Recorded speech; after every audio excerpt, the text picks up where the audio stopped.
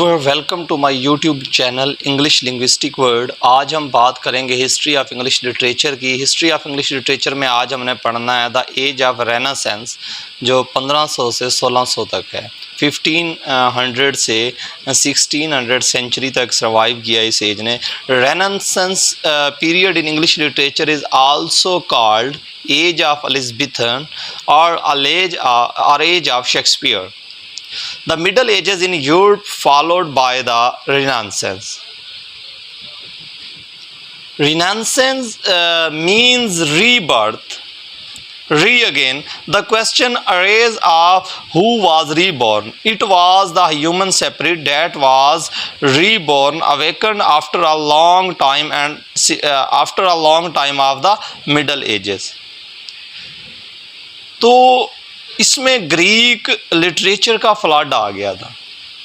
जब Greek literature का एकदम से फ्लड आया तो इसने सोए हुए इंसानों को जगाया, मिडल एजेस के इंसानों को। Means revival of learning and it donate in broadest sense of gradual enlightenment of the human mind after the darkness of middle edges. इसमें सबसे बड़ा जो लिटरेचर का मार्केट में इतना फ्लड आने की वजह ये थी कि प्रिंटिंग प्रेस इस दौर में आ गई थी।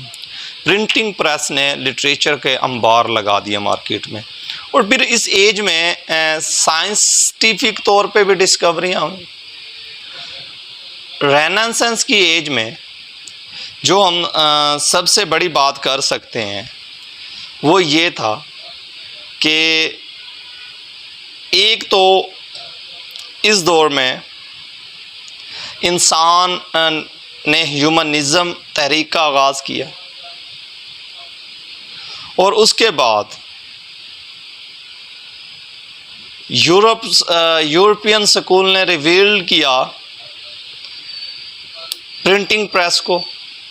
और डिस्कवरी इसमें जो हुई वो थी वास्को डे गामा ने इंडिया का समुद्री रूट दरियाफ्त किया। कोलंबियस ने अमेरिका को दरियाफ्त किया। उसके बाद कापरनियस ने सोलर सिस्टम को दरियाफ्त किया और गुलेलो का रास्ता आसान किया। और जो बुक इस दौर में प्रिंट की गई थी वो फिलॉसफी, साइंस और आर्ट्स की थी। तो इस दौर में हम ये दौर राइवल ऑफ लर्निंग की दौर भी कह सकते हैं इसे हम। जो अगर हम इस दौर की चीफ करैक्टरिस्टिक की बात करें, जो सबसे बड़ी चीफ करैक्टरिस्टिक थी वो थी humanism. Humanism mean man's concern with himself as an object of the contemplation. This movement was started in Italy by Dante. Dante ने स्टार्ट की थी इटली से ये मूवमेंट। और इसके जो फाउंडर थे, 3 लोगों का इसमें बहुत बड़ा रोल रहा है ह्यूमनिज्म की तहरीक में: दांते, पेट्रार्क एंड बिसाकियो। In the 14th century and later separate in the all Europe। तो इसमें ह्यूमनिज्म में प्रॉपर मैनकाइंड को स्टडी किया गया था। मैनकाइंड को प्रॉपर ह्यूमनिज्म में स्टडी किया गया था। इंसान ने खुद को पाया था, इंसान ने खुद को पहचाना था, इंसान ने इंसान के साथ हमदर्दी शो की थी, इंसान ने इंसान के साथ जो है ना एक एहसास आ गया था। इससे पहले ह्यूमनिज्म में ह्यूमनिज्म से पहले चर्च को तमाम पावर थी। तो ह्यूमनिज्म ने आके चर्च की पावर को थोड़ा सा उसे लिमिटेशन में लेके आए। इससे पहले चर्च की फुल पावर थी, इन्होंने चर्च की पावर को कंट्रोल किया। और हम बात करें ह्यूमनिज्म की तो first Englishman who wrote under the influence of the studies of sir Thomas More. Sir Thomas More की यहाँ पे बुक थी, वो थी एटोपिया। और उसके बाद प्लेटो की रिपब्लिक को सर फिलिप सिडनी ने लिखा है। फिलिप सिडनी ने फिर जो है ना डिफेंस ऑफ पोइजी लिखी है। और इसी तरह second important aspect of humanism जो था वो डिस्कवरी ऑफ एक्सटर्नल यूनिवर्स था। एक्सटर्नल यूनिवर्स का क्या कंसेप्ट था कि in the medieval morality plays the character are mostly personification, friendship, charity, सलात, वीकनेस एंड अदर। लेकिन अब जो दौर आ गया था, इस दौर में जो करेक्टर थे मोरालिटी प्लेस के, वो लव था, ब्यूटी था, नेचर थे, इंसानियत थी।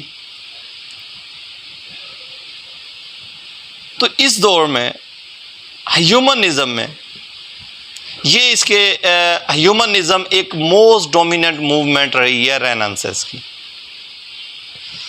तो ह्यूमनिज़म के साथ साथ इसमें फिर लिटरेचर का, इंग्लिश लिटरेचर का भी फ्लड आ गया साथ साथ। तो हम बात करें अगर ह्यूमनिज़म की, another aspect of humanism was sensitiveness of formal beauty and the cultivation of the aesthetic sense. It shows itself in new ideal of social conduct. तो मैं वही बात कर चुका हूँ कि इसमें sir Philip Sidney, sir Walter Scott की जो राइटिंग है, उसके बाद प्रोज राइटिंग भी इसमें बड़ी फ्लोरिश हुई है। तो इन्होंने ड्रामा राइटिंग भी, शेक्सपियर भी इस दौर में आ गया था। इन्होंने लिटरेचर की दुनिया में बड़ा इनकलाब बर्पा कर दिया था। अब हम अगर बात करें लिटरेचर के पॉइंट ऑफ व्यू से कि इस एज में लिटरेचर का पॉइंट ऑफ व्यू था कि रेनेसांस में लिटरेचर में कौन कौन सा लिटरेचर आया और उनमें क्या क्या चेंजिंग आई, तो उन्हें हम देखते हैं। अब हम डिटेल से फीचर ऑफ